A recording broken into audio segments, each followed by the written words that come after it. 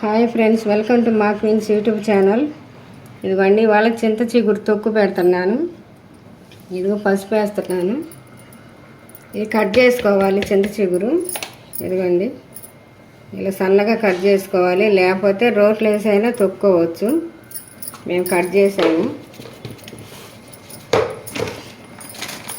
ఇదిగోండి, ఇది చింత చిగురు కేజీ ఉంటుంది. అర కేజీ ఉంటుంది. అర కేజీ ఉంటుంది చింత చిగురు. అర కేజీలో ఇది గ్లాస్ ఉప్పు పోస్తున్నాను, కల్లుప్పు.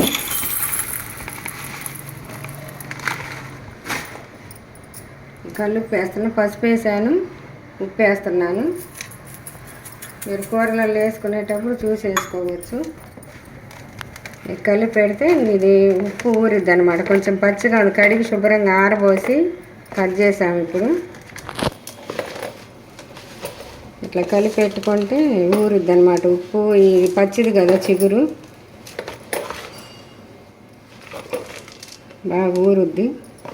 ఊరాక మళ్ళీ కలబెట్టుకోవాలి. ఇది మామూలు పచ్చళ్ళు అట్లా 3 రోజులు అట్లా కలబెట్టుకుంటే మొత్తం కరిగి బాగా పట్టుద్ది దీనికి.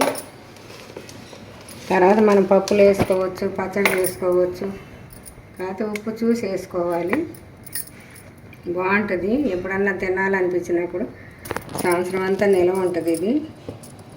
ఇది ఊరిన తర్వాత, ఇదంతా మొత్తం ఊరిన తర్వాత ఫ్రిడ్జ్లో పెట్టుకుంటే బాగుంటుంది. బయట పెట్టడానికన్నా, బయట పెట్టినా బాగానే ఉంటుంది. బయట కన్నా కూడా ఫ్రిడ్జ్లో అయితే ఫ్రెష్గా ఉంటుంది అన్నమాట తొక్కు. అయిపోయింది. ఇలా చేసుకోండి మీరు కూడా. చిగురు దొరికినప్పుడు చేసుకుంటే చాలా మంచిది. ఇది దొరకదు, సంవత్సరానికి ఒకసారి దొరికేది. మేము కోసుకొచ్చాము, చెట్లది పెట్టాము ఈరోజు. మీరు కూడా ఇలా చేసుకోండి.